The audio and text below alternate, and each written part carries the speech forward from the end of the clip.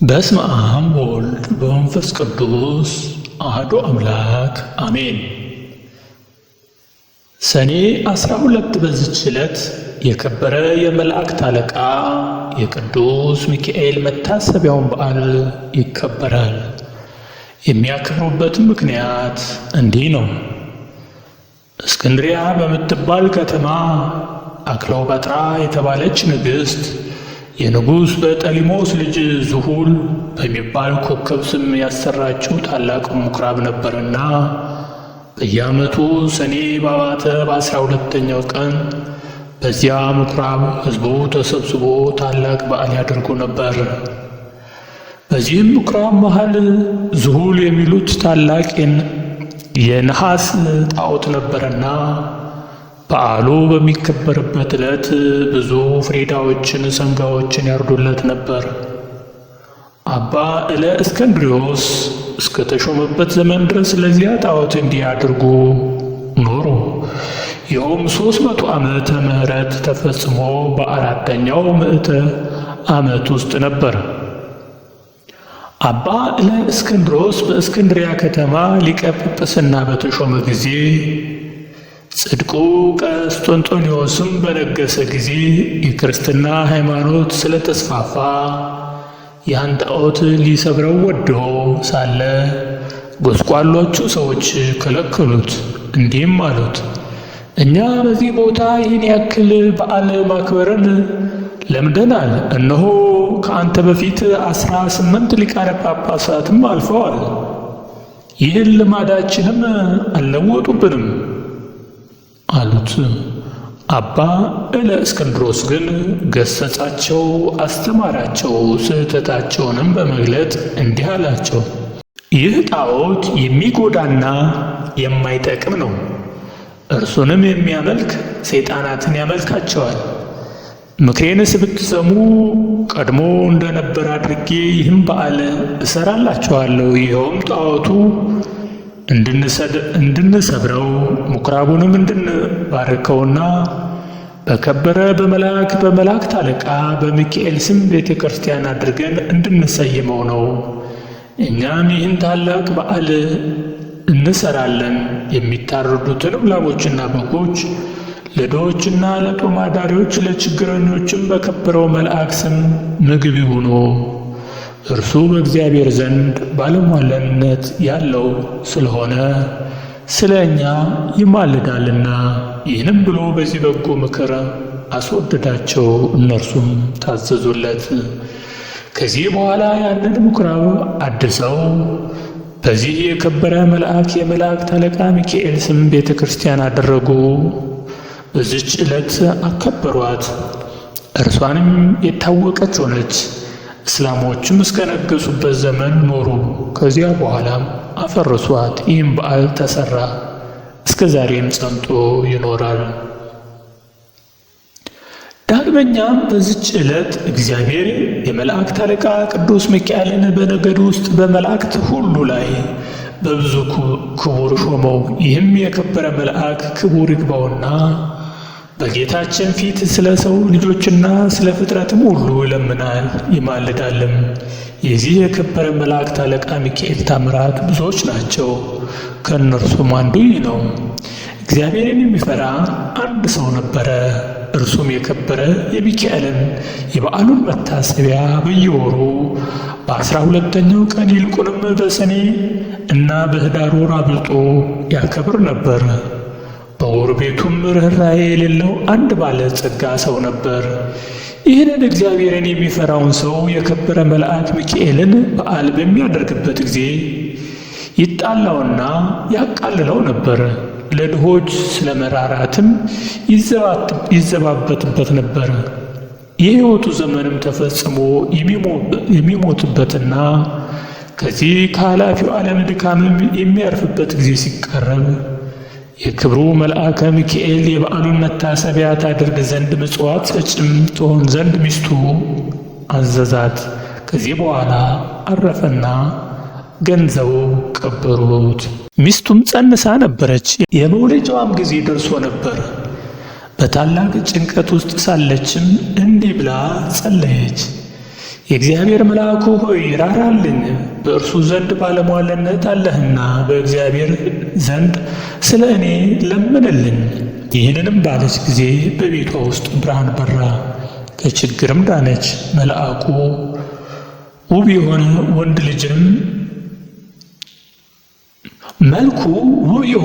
ወንድ ልጅንም ወለደች። የእግዚአብሔርም መልእክተኛ ቅዱስ ሚካኤል ከሰማይ ወርዶ ሕፃኑን እንዲህ ብሎ ባረከው። ርኅራኄ የሌለውን የዚህን ባለጸጋ ገንዘብ ሀብት ጥረቱንም ሁሉ ይህ ሕፃን እንዲወርስ እግዚአብሔር አዟል አለ። ባለጠጋም በቤቱ ባልጋው ላይ ሳለ ጌታ የጆሮውን ከፍቶለት ይህን ነገር ከመልአኩ ሰማ። ይህንን በሰማ ጊዜ ታላቅ ሐዘን ደረሰበት። ሕፃኑንም የሚገድልበትን ምክንያት ይፈልግ ጀመር። ነገር ግን ክብር ይግባውና ጌታ ይጠብቀው ነበር። ከዚህ በኋላ ያ ባለጸጋ ምክንያት አዘጋጅቶ የሚያገለግለኝ ልጅ ይሆነኝ ዘንድ ልጅሽን ስጭኝ፣ እኔም እየመገብኩና እያለበስኩ አሳድገዋለሁ፣ ለአንቺም 20 ወቄት ወርቅ እሰጥሻለሁ አላት። ይህንንም ነገር ከባለጠጋው በሰማች ጊዜ ስለ ችግሯ እጅግ ደስ አላት። ልጇንም ሰጠችው። እርሱም 20 ወርቅ ሰጣት። ልጇንም ወሰደ። የሚሻው ይፈጽምልኝ ብሎ ደስ አለው። ከዚህ በኋላ ለልጁ ቁመት ልክ ሳጥን አሰርቶ ሕፃኑን በሳጥኑ ውስጥ አስገብቶ ዘጋበት። እስከ ባህርም ተሸክመው ወስደው ባህር ላይ ጣሉት። ክብር ይግባውና በጌታችን ፈቃድ ያ ሳጥን ሳይሰጥም ከዚያች አገር የ20 ቀን መንገድ ያህል ርቆ ወደምትገኝ ወደ አንዲት አገር ወደብ እስኪደርስ ባህሩ ላይ ተንሳፈፈ። በባህሩም አካባቢ በጎቹን አሰማርቶ የሚጠብቅ አንድ ሰው ነበርና ሳጥኑን በውሃ ላይ ተንሳፎ አየው። እርሱም ከባህሩ አውጥቶ ወደ ቤቱ ወሰደው። ይህን ሳጥን እንዴት እንደሚከፍተው ያስብ ጀመረ። ይህንም ሲያስብ ወደ ባህሩ ይሄድ ዘንድ ጌታችን በልቦናው ሐሳብ አሳደረበት። ወዲያውም ተነስቶ ወደ ባህሩ ሄደና አንድ ዓሣ የሚያጠምድ ሰው አገኘ። ዓሣ አጥማጁንም መረብህን በእኔ ስም ጣል፣ ለሚያዘውም ዓሣ ዋጋህን እሰጥሃለሁ አለው። አጥማጁም እንዳለው አደረገ። ያን ጊዜም ታላቅ ዓሣ ተያዘ። ዋጋውን ይዞ ወደ ቤቱ ሄደ። ለራትም ይጠባብሰው ዘንድ አረደው። በሆዱም ውስጥ መክፈቻ አገኘ። በልቡም ይህ መክፈቻ ይህን ሳጥን ይከፍተው ይሆን አለ። በሳጥኑ ቀዳዳም ባስገባው ጊዜ ፈጥኖ ተከፈተ። በውስጡም ይህን ታናሽ ብላቴና አገኘ። ልጅ የለውም ነበርና ታላቅ ደስታ ደስ አለው። ጌታችንም አመሰገነው። ሕፃኑንም በመልካም አስተዳደግ አሳደገው። ሕፃኑም አድጎ ጎልማሳ ሆነ። ከብዙ ዘመናትም በኋላ ያ ባለጸጋ ተነስቶ ወደዚያ አገር ሄደ። በመሸም ጊዜ ወደ በግ ጠባቂው ደጅ ደረሰ። በግ ጠባቂውም እስከ ነገ የምናድርበት ማደሪያ በአንተ ዘንድ እናገኛለንን አለው። ኪራዩንም እንሰጥሃለን አለው። በግ አርቢውም እንዳልክ ይሆናል፣ እደር አለው። ባለጠጋውም በዚያ አደረ። እራት በሚቀርብበት ጊዜ ሕፃኑ ባህራን ብሎ ጠራው። ባለጠጋውም ሰምቶ ልጅህን አሁን ብሎ ጠየቀው። በግ ጠባቂውም አዎን፣ ታናሽ ሕፃን ሆኖ ሳለ በባህር አግኝቼዋለሁና እግዚአብሔር የሰጠኝ ልጄ ነው አለው። ባለጠጋውም በምን ዘመን አገኘኸው አለው። እርሱም ከ20 ዓመት በፊት ብሎ መለሰለት። ያን ጊዜም እርሱ ወደ ባህር የጣለው መሆኑን አውቆ እጅግ አዘነ። በማግስቱም ጎዳናውን ሊጓዝ በተነሳ ጊዜ ሰይጣናዊ ምክንያት አመካይቶ በግ ጠባቂውን እንዲህ አለው፣ እገሊት ወደምትባል አገር በቤቴ የደረስሁት ጉዳይ ስላለ እንድልከው ልጅህን ስትሰጠኝ ዘንድ እሻለሁ። እኔም የድካሙን ዋጋ 20 ወቄት ወርቅ እሰጥሃለሁ አለው። የብላቴናውም አባት ስለ ገንዘቡ ደስ ብሎት ልጁ ባህራንን ሰጠው። እንዲህም ብሎ አዘዘው፣ ልጅህ ባህራን፣ ይህ የከበረ ሰው ስለ ጉዳዩ ወደ ቤቱ ይልክህ ዘንድ ወደ ቤትህም በሰላም ትመለሳለህ። ያን ጊዜ ባለጠጋውም ወደ መጋቢው እንዲህ ብሎ ደብዳቤ ጻፈ። ይህችን ደብዳቤ በምታነብባት ጊዜ ደብዳቤዋን ይዞ የመጣውን ገድለህ በጉድጓድ ውስጥ ጣለው፣ ማንም አይወቅ። በመካከላቸውም የሚተዋወቁበትን ምልክት ጽፎ አሸጋት። ለባህራንም ሰጠው። ለመንገዱም የሚሆንን ስንቅ ሰጠው። ባህራንም ተነስቶ ጉዞውን ጀመረ። ሲጓዝም ሰንብቶ የአንዲት ቀን ጉዞ ሲቀረው እነሆ የመላእክት አለቃ ቅዱስ ሚካኤል በንጉሥ ጭፍራ አምሳል በነጭ ፈረስ ላይ ተቀምጦ አንተ ጎልማሳ የያዝከው ምንድን ነው? አለው። ወደ እገሌ አገር ወደ ቤቱ ለማድረስ ከአንድ ባለጸጋ የተጻፈች መልእክት ናት አለው። ይህችን ደብዳቤ አሳየኝ አለው። እርሱም ስለፈራው ሰጠው። እያንዳንዱን የሰውነት አካላችን በሽታ እርሱም ስለፈራ ሰጠው። በዚያን ጊዜም የከበረው ቅዱስ ሚካኤል ያችን የሞት መላእክት ደመሰሰለት። በእርሷ ፈንታም ለውጦ እንዲህ ብሎ ጻፈ። ይችን ደብዳቤ ይዞ ለመጣ ባህራን ለሚባል ሰው ይቺ ደብዳቤ ደርሳ በምትነበብበት ጊዜ ልጅ ገሊትን አጋቡት። በውስጥና በውጭ ያለ ንብረቴንና ጥረቴን ወንዶችና ሴቶች ባሮችን ጠቅላላ ንብረቴን አወርሼዋለሁና የፈለገውንም ሊያደርግ ሥልጣን ሰጥቼዋለሁና እኔን አትጠብቁኝ። እኔ ብዙ እዘግያለሁ። የኔ ሹም እገሌ ሆይ በእኔና በአንተ መካከል ይህችን ምልክት እንኋት። ከዚህ በኋላ አሽጎ ለባህራን ሰጠውና ወደ ባለጸጋው ቤት ሂደህ ይችን ደብዳቤ ለሹሙ ስጠው። በጎዳናም እኔ እንደተናገርሁህ አትናገረው፣ እንዳይገድሉህም ይህን የሞት ደብዳቤ ለውጬዋለሁ አለው። ባህራንም እሺ ጌታዬ፣ ያዘዝከኝን ሁሉ አድርጋለሁ አለ። ባህራንም ወደ ባለጠጋው ቤት ደረሰ። በዚያች ደብዳቤ ለሹሙም ሰጠው። ባነበባትም ጊዜ በመካከላቸው ያለውን ምልክት አገኘ። አስተውሎም እርግጠኛ እንደሆነ አወቀ። ከዚህ በኋላ ለባህራን ሰርግ አዘጋጅቶ እንደሚገባ በቤተ ክርስቲያን ሥርዓት በተክሊል የባለጠጋውን ልጅ አጋቡት። 40 ቀን ያህልም ደስታና ሐሴት እያደረጉ ኖሩ። ከዚህ በኋላ ባለጠጋው ከሄደበት መመለሻው ጊዜ ሆኖ በደስታ የሆነውን የመሰንቆና የእንዚራ ድምፅ ሰምቶ ይህ የምሰማው ምንድን ነው ብሎ ጠየቀ። እርሱም ስሙ ባህራን ለተባለ የአንተ ደብዳቤ ለመጣ ጎልማሳ ሰው ልጅህን ገሊትን አጋቡት። እነሆ ለ40 ቀናት በሰርግ ላይ ነው። ገንዘብንና ጥረትን ሁሉ ወንዶችና ሴቱ ባሮችን ሁሉ አንተ እንዳዘዝከው ሰጥተውታል አሉት። ይህንም በሰማ ጊዜ ደንግጦ ከፈረሱ ላይ ወደቀ፣ በድንገትም ሞተ። ባህራንም በጎ ሥራዎችን የሚሠራ ሆነ።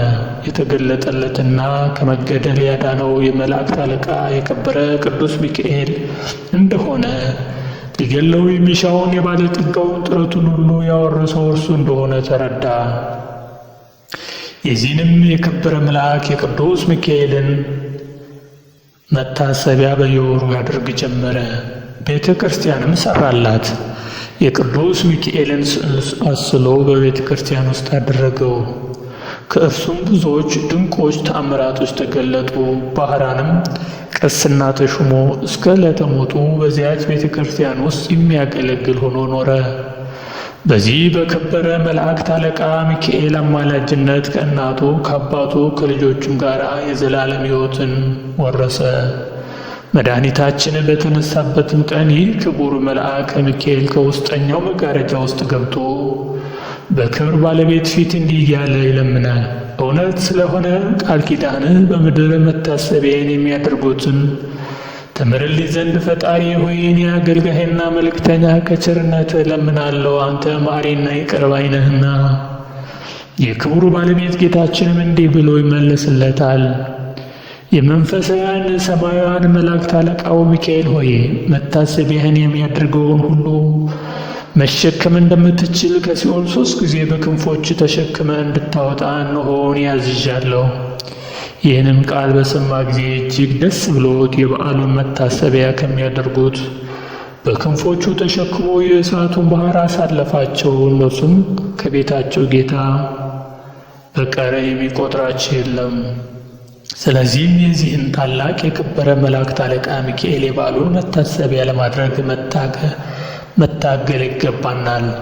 እርሱ ከሰይጣን ወጥመድ ያድነን ዘንድ በዘመናችን ሁሉም ይጠብቀን ዘንድ ኃጢአታችንም ያስተሰርይልን ዘንድ መከራችንም ያርቅ ዘንድ የምድራችንንም ፍሬ ይባርክ ዘንድ ፍቃዱንም ለመስራት ይረዳን ዘንድ ከእኛ ወገን የሞቱትን ዕረፍት ነፍስ ይሰጥ ዘንድ ወደ መንገድ የሄዱ አባቶቻችን ወንድሞቻችንን ወደ ቤታቸው በሰላም በጤና ይመልሳቸው ዘንድ በመካከላቸው ፍቅር ያደርግልን ዘንድ እስከ መጨረሻይቱም ሕቅታ ድረስ በቀናች ሃይማኖት ያጸናን ዘንድ የክርስቶስ ወገኖች የሆኑ መኳንንቶቻችንን ጠብቆ በወንበሮቻቸው ላይ ያጸናቸው ዘንድ የሳቱትንም ወደ ቀናች ሃይማኖት ይመልሳቸው ዘንድ በእግዚአብሔር ፊት ስለ እኛ ይለምናልና። ዳግመኛም በዚች ቀን እግዚአብሔርን የሚፈራ አስተራኒቆስ የሚሉት የቅድስት አፎሚያ የዕረፍቷ መታሰቢያ ነው። ይህም ሰው በየወሩ 3 በዓላቶችን እያከበረ ኖረ። እኒህም ክብር ይግባውና የጌታችን የኢየሱስ ክርስቶስ የልደቱ መታሰቢያ፣ በየወሩ በ29 የእመቤታችን የቅድስት ድንግል ማርያም በዓለ መታሰቢያ፣ በየወሩ በ21 የከበረ የመላእክት አለቃ የሆነ የቅዱስ ሚካኤል በዓል መታሰቢያም በየወሩ 12 ቀን ናቸው። የሚሞትበት ጊዜ ሲቃረብ እርሱ ሲሰራቸው የነበረውን ምጽዋት ይልቁንም እነዚህን 3ቱን በዓላት እንዳታስተጓጉል ለሚስቱ ለቅድስት አፎሚያ አዘዛት።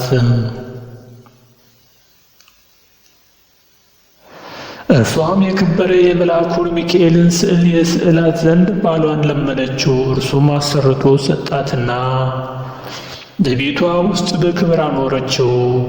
ባሏም ካረፈ በኋላ ባሏ ያዘዛትን መስራት ጀመረች። ሰይጣን ግን ቀናባት። በመበለት ሴት መነኩሲት ተመስሎ ከእርሷ ጋር ተነጋገረ። እንዲህም አላት፣ እኔ ያዝንልሻለሁ እራራልሽም አለው። ገንዘብሽ ሳያልቅ የልጅነትሽንም ወራት ሳያልፍ አግብተሽ ልጅ ትወልጂ ዘንድ እመክርሻለሁ። ባልሽም መንግሥተ ሰማያትን ወርሷል፣ ምጽዋትም አይሻም። አፎሚያም እንዲህ ብላ መለሰችለት፣ እኔ ከሌላ ሰው ጋር ላልገናኝ በእግዚአብሔር ፊት ቃል ኪዳን አድርጌያለሁ። ርግቦችና መንጢጦችን እንኳ ሌላ ባል አያውቁም። እግዚአብሔር አርያ ከተፈጠሩ ሰዎች ይህ ሊሆን እንዴት ይገባል? ምክሩንም ባልሰማች ጊዜ አርያውን ለውጦ በላይዋ ጮኸባት። እንዲህም አላት፣ እኔ በሌላ ጊዜ እመጣለሁ። እርሷም የከበረ የመልአኩ ሚካኤልን ስዕል ይዛ አሳደደችው። ከዚህ በኋላ ሰኔ 12 ቀን የከበረ የመልአኩ ሚካኤል በዓል የሚከበርበት ዕለት እርሷም የበዓሉን ዝግጅት ስታዘጋጅ ሳለች ብርሃናዊ መልአክ መስሎ መጣ። አፎሚያ ሆይ ሰላም ላንቺ ይሁን፣ እኔ የመላእክት አለቃ ሚካኤል ነኝ። ጌታ ወደ አንቺ ልኮኛልና እርሱም ይህን መጽዋዕትሽን ትተሽ ለአንድም ምእመናን ሚስት ትሆኚ ዘንድ አዞሻል። ባል የሌላት ሴት መልህቅ የሌለውን መርከብ እንደምትመስል እወቂ። እንደ አብርሃምና ያዕቆብ እንደ ዳዊትም እንደ እነርሱ ያሉ ብዙ ሴቶችን እንዳገባ የእግዚአብሔርንም ደስ እንዳሰኛት ከብሉይ ኪዳን መጻሕፍት ጥቅሶችን ያመጣላት ጀመረ። ቅድስት አፎሚያም መልሳ አንተ የእግዚአብሔር መልአክ ከሆንክህ የመስቀል ምልክት ካንተ ጋር ወዴት አለ?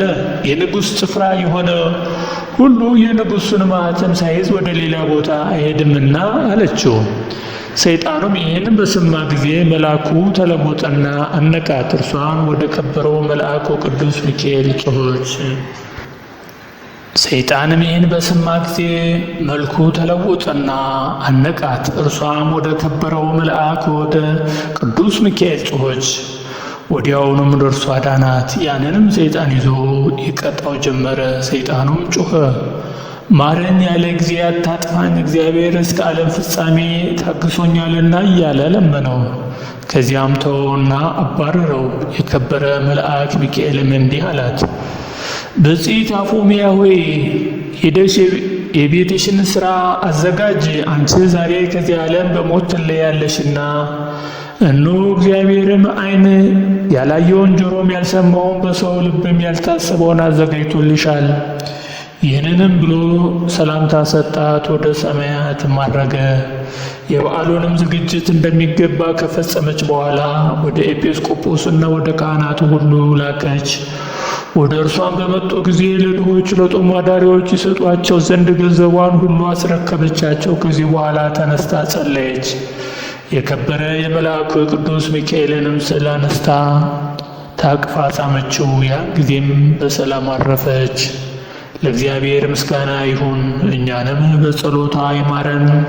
የዚህም የከበረ የመልአከ ሚካኤል የረድኤቱ ኃይል ሁላችን የክርስቲያን ወገኖች ጠብቀን ለዘላለሙ አሜን። ምንጭ መጽሐፈ ስንክሳር ሰኔ 12 ቀን። ክቡራን የኢትዮ አፍሪካ ተከታታዮቻችን ላይክ፣ ሸር፣ ሰብስክራይብ አድርጉ። እናመሰግናለን።